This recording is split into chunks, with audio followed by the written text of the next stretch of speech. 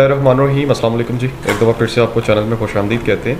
आज हम management theory and practices का चैप्टर नंबर 14 करेंगे, जिसका नाम जो है understanding the individual behaviour. Chapter start करने से पहले हम इसके जो है वो कंटेंट जो है वो डिस्कस करेंगे कि identify the focus and goal of individual behaviour. उसके बाद हम यहाँ पे एटीट्यूड एंड परफॉर्मेंसेस को देखेंगे।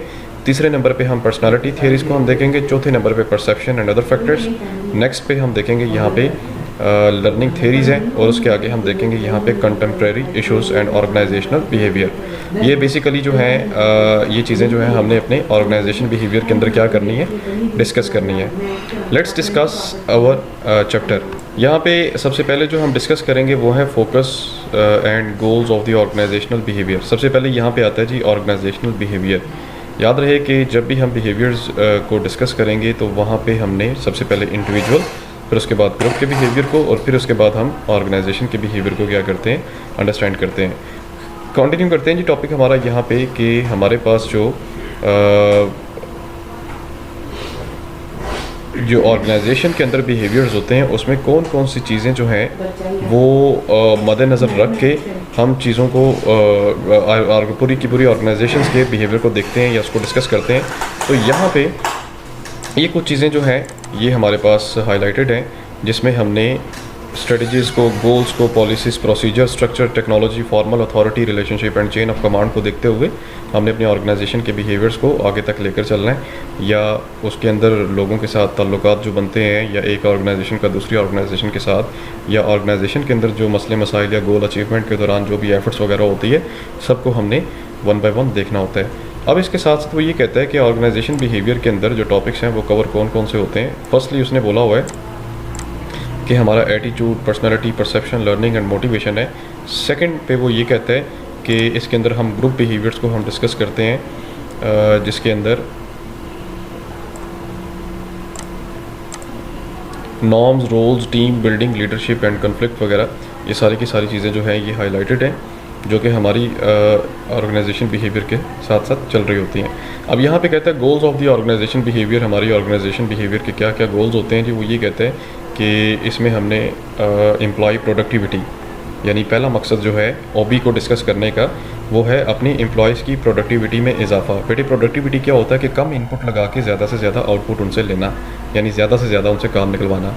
एब्सेंटिज़म अगर किसी भी काम के अंदर है या किसी भी ऑर्गेनाइजेशन के अंदर मौजूद है तो इसका मतलब ये है कि ये आपका एक फेलियर है, क्योंकि अगर आपके एम्प्लॉयज़ एब्सेंट होते हैं, वो आते नहीं रेगुलरली, तो what does it mean, it's mean कि वो ऑर्गेनाइजेशन के इन्वायरमेंट के साथ या अपनी जॉब के साथ लॉयल नहीं है, या काम वो ठीक तरीके से नहीं कर रहे। टर्नओवर की बात कर रहे हैं जी। टर्नओवर बेसिकली क्या कहता है, voluntarily and involuntarily permanent withdrawal from the organisation, यानी कि ऑर्गेनाइजेशन के अंदर जो एम्प्लॉयज़ छोड़ कर जाते हैं, नए आते हैं, फिर पुराने छोड़ कर जाते हैं, तो ये जो रोटेशन चलती है, इस रोटेशन की वजह से क्या होता है कि आपको पता है कि जब एक पुराना एम्प्लॉय छोड़कर जाता है और नया आता है तो उसको सिखाने में ऑर्गेनाइजेशन की बड़ी इन्वेस्टमेंट होती है, टाइम लगता है। तो दूसरी बात ये कि अगर किसी भी ऑर्गेनाइजेशन के अंदर 3 मेन एम्प्लॉयज़ चले जाएं या छोड़ जाएं तो उस ऑर्गेनाइजेशन की जो बेसिस होती हैं वो हिल जाती हैं। टर्नओवर के बाद यहाँ पे कहते हैं ऑर्गेनाइजेशन सिटीजनशिप बिहेवियर की बात कर रहे हैं। अब इसके अंदर वो ये बात करता है citizenship behaviour is a discretionary behavior that's not a part of the employee's formal job requirement but which promotes the effective functioning of the organization. Exampling the good OCBs include the helping others on the one works team voluntarily and extend the job's activities, avoiding unnecessary conflict, making the constructive statements about the one's work group and the organization. अब once again जी इसके अंदर ये चीज़ होती है कि हमने कोशिश ये करनी होती है कि हम दूसरे लोगों की मदद करें, हेल्प करें काम के दौरान, और गैर ज़रूरी जो कन्फ्लिक्ट होता है, मतलब ऐसी बातें ना करें या ऐसे प्रोसेसेस हम ना लेकर आएँ जिसकी वजह से ऑर्गेनाइजेशंस के अंदर फजूल में कन्फ्लिक्ट, फजूल में एक झगड़ा पैदा हो, उससे हम अवॉइड करें। उसके बाद अगला जो मकसद होता है जी ओबी का वो है जॉब सेटिस्फेक्शन, की एम्प्लॉयज़ जो हैं वो जब जॉब करें तो हम वक्त के साथ साथ उन्हें प्रमोट भी करें, ऊपर भी लेकर जाएँ, जिससे उन्हें ये बात फील हो कि वाकई वो अपने काम के साथ सेटिस्फाइड है। वर्क प्लेस मिसबिहेवियर है जी, काम करने वाली जो जगह है उसमें हर किस्म के मिसबिहेवियर से अवॉइड किया जाए, बचा जाए, जिससे क्या होता है कि deviances, aggressions, anti social behaviours and violence.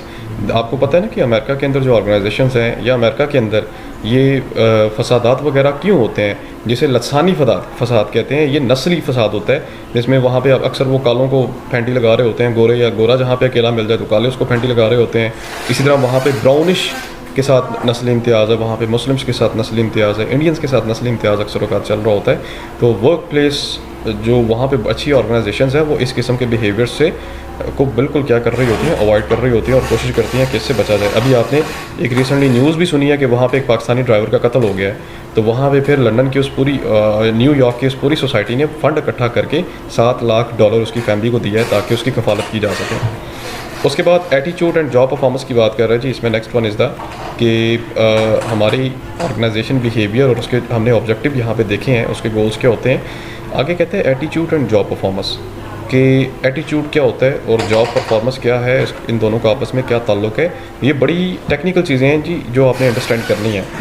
Attitude कहते हैं are evaluative statements, favorable or unfavorable concerning objective, people or event. They reflect how an individual feels about the something.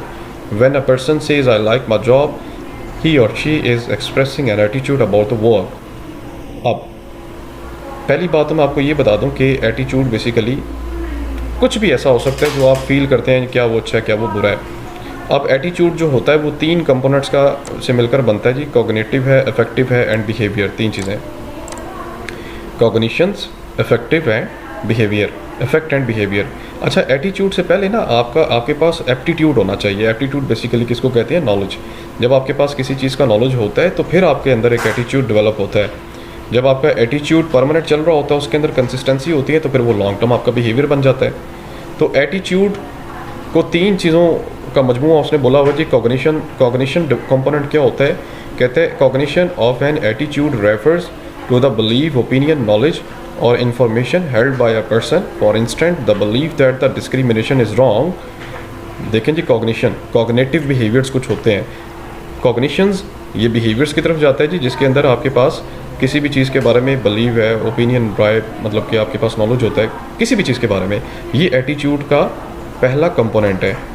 उसके बाद effective component of an attitude is the emotional or feelings part of an attitude. Using our example is the component would be reflected by the statement I don't like the parrot because he discriminates against the minorities. Finally affect।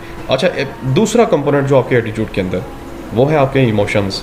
आप किसी भी चीज़ के बारे में क्या emotions रखते हैं, क्या सॉफ्ट कॉर्नर रखते हैं या आप उसको डिसलाइक करते हैं, या कोई भी ऐसी बात अक्सर औक़ात होता है ना, यार वो बंदा है तो मुझे इससे कोई मसला नहीं, वैसे इसको देख कर मुझे गुस्सा आ जाता है। What does it mean? आपके इमोशंस उसको देख के इतने हाई क्यों हो जाते हैं? इसका मतलब ये है कि आपका तो पंगा उसके साथ कोई भी नहीं है या लेना देना कोई भी नहीं है, लेकिन उसकी हैबिट्स कुछ ऐसी हैं कि जिसकी वजह से दूसरे इंसान उससे हर्ट होते हैं। तो ऐसी मुझे ना इस बंदे से बड़ी तप है, मैं वैसे इस बंदे से बात नहीं करना चाहता या करना चाहती, बस मुझे ये अच्छा नहीं लगता क्योंकि इसकी जो हैबिट्स हैं वो अच्छी नहीं है। ये इसके अंदर आपके इमोशंस आ जाते हैं। थर्ड पार्ट इसका आता है, बड़ा इंपॉर्टेंट है, उसको बिहेवियर कहते हैं। Behaviour of an attitude refers to an intentions to behave in a certain way toward the someone और something. To continue our example, I might be choose to avoid Pat because of my feelings about him. Understanding the attitudes are made up of the 3 components. अच्छा, इसके अंदर अब तीसरा आता है जी behaviour. Behaviour बेटे क्या होता है कि एक ऐसे एटीट्यूड को रेफ़र करते हैं जो परमानेंट चीज़ को बता रहा होता है या किसी परमानेंट या किसी कंसिस्टेंट चीज़ की डायरेक्शन के बारे में आपको बता रहा होता है। फॉर एग्जांपल, बिहेवियर्स बेसिकली जब आपके पास एप्टीट्यूड होता है, यानी जब आपके पास कॉग्निटिव कंपोनेंट आ गया, नॉलेज आ गया, आपके पास इंफॉर्मेशन आ गई, फिर आपका एक अफेक्टिव कंपोनेंट डेवलप होता है। जब आपके पास किसी चीज़ का नॉलेज आ जाता है ना, तो फिर ऑटोमेटिकली आपके अंदर इमोशंस भी आना शुरू हो जाते हैं। जब इमोशंस आ गए तो वो फिर इमोशंस जब आपके पक्के हो जाते हैं ना, तो फिर वो आपका क्या बन जाता है जी? बिहेवियर बन जाता है। ठीक है, तो बिहेवियर जो है इसकी बेसिस भी बेसिकली पीछे से चल के आ रही होती हैं। तो फिर उसके बाद हम इंडिविजुअल बिहेवियर को डिस्कस करते हैं, ग्रुप के और ऑर्गेनाइजेशन के। But these 3 components are the part of the attitude which complete the whole concept of the attitude. अब थोड़ा सा आगे चलते हैं जी। एटीट्यूड के बाद जो जॉब सेटिस्फेक्शन है वो कैसे जो है ऑर्गेनाइजेशन के अंदर काम करने वाले जो लोग होते हैं उनके एटीट्यूड के ऊपर असरअंदाज होती है। वो कहते हैं as we know our earlier definition, job satisfaction refers to the person's general attitude toward his or her job. A person with a high level of the job satisfaction has a positive attitude. A person who is dissatisfied has a negative attitude. When the people speaks or employs attitudes, they usually are referring to the job satisfaction. अच्छा ये ना वैसे बच्चे कहते हैं नहीं definition है हमने पढ़ लिया तो हमें याद हो गया, ये नहीं होता।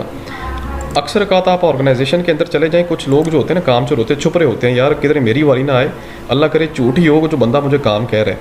तो व्हाट डज़ इट मीन कि ये एक नेगेटिव एटीट्यूड की तरफ ये बात जा रही होती है कि वो बंदा अपने काम के साथ सेटिस्फाइड नहीं है, क्योंकि उसको हायर आपने किया था अकाउंट्स के लिए, लेकिन आप काम चपड़ासियों वाला भी उससे ले रहे होते हैं। आप उसको अक्सर ये भी कह रहे होते हैं यार वो बंदा हमारा नहीं है, तो जाओ जाके चाय भी बना लो तुम।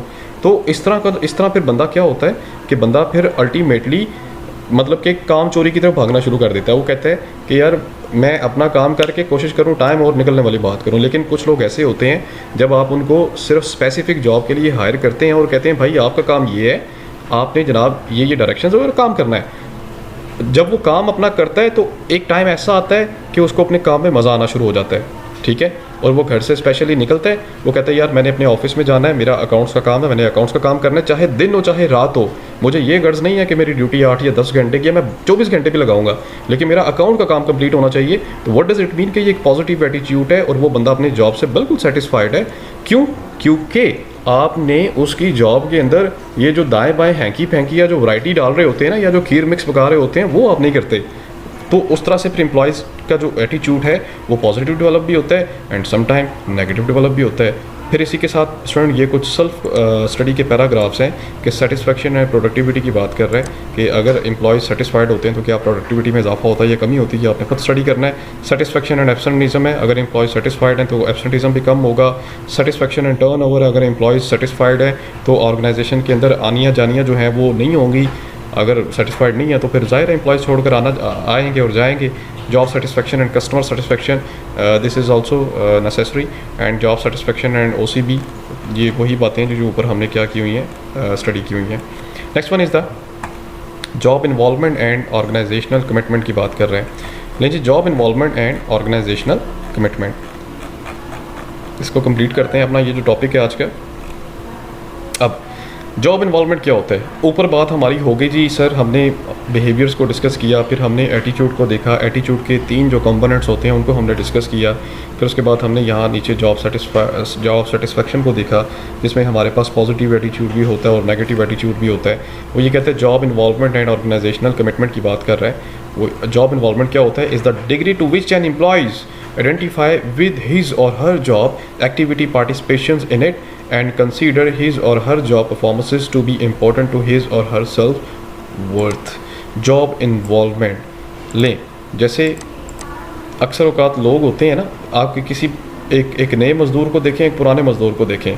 वो मज़दूर जो खुदाई का काम कर रहा होता है, जब वो खुदाई के लिए जो अपने औजार या जो टूल्स मारता है ज़मीन के ऊपर, तो वो बड़े फोकस होके और पूरी अपनी एनर्जी लगा के वहाँ पे क्या कर रहा होता है, मारता है।